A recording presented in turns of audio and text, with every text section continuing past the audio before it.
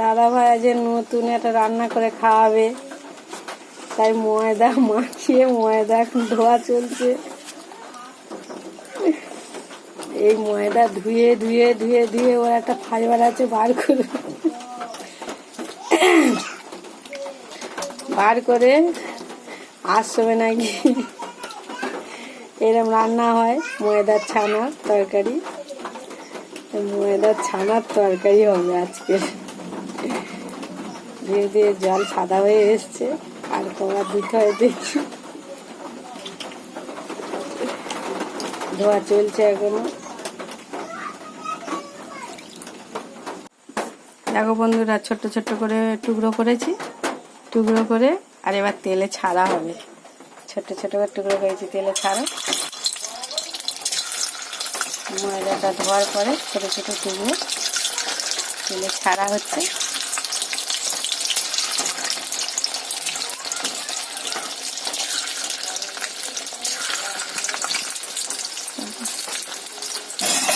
যা আর আছে ফ্রিজে ছিল তো একটু, এখন দেখো না, যা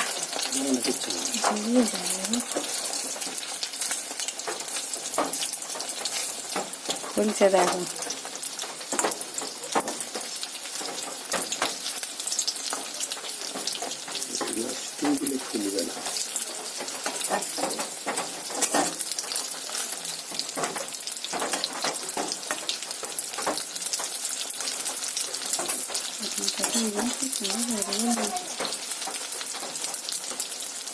ওইটা তোলো,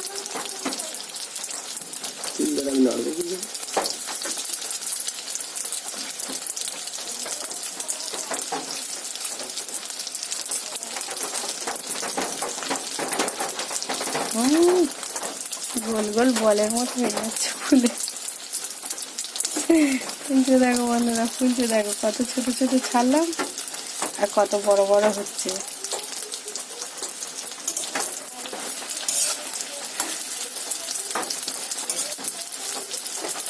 আজ সময়টা নিরামিষ রান্না করে খাই সব।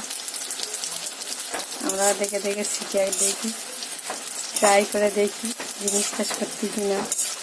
দেখছি আজকে তৈরি করে দেখছি, সত্যিই তো ওরমই হচ্ছে।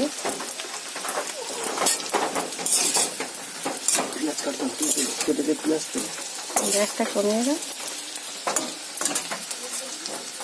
দেখো বন্ধুরা, আলু কষে ফেলেছি। আগে পেঁয়াজ দিয়েছি, তারপরে আলু দিয়েছি, তারপর আলুটা একটু ভাজা ভাজা হতে টমেটো লঙ্কা দিয়ে নিরামিষ আশ্রমের তরকারি সব রকম মশলা দিয়ে আর কষে ফেলেছি। আর জল দেবো, জল দেবো দিয়ে আর দেখো তরকারি কেমনটা হলো। ভালো হয়েছে কি কমেন্ট করে জানাবে বন্ধুরা। দেখো ময়দার ছানার তরকারি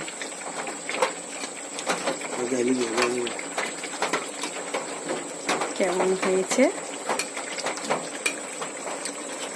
নামিয়ে নিচ্ছি।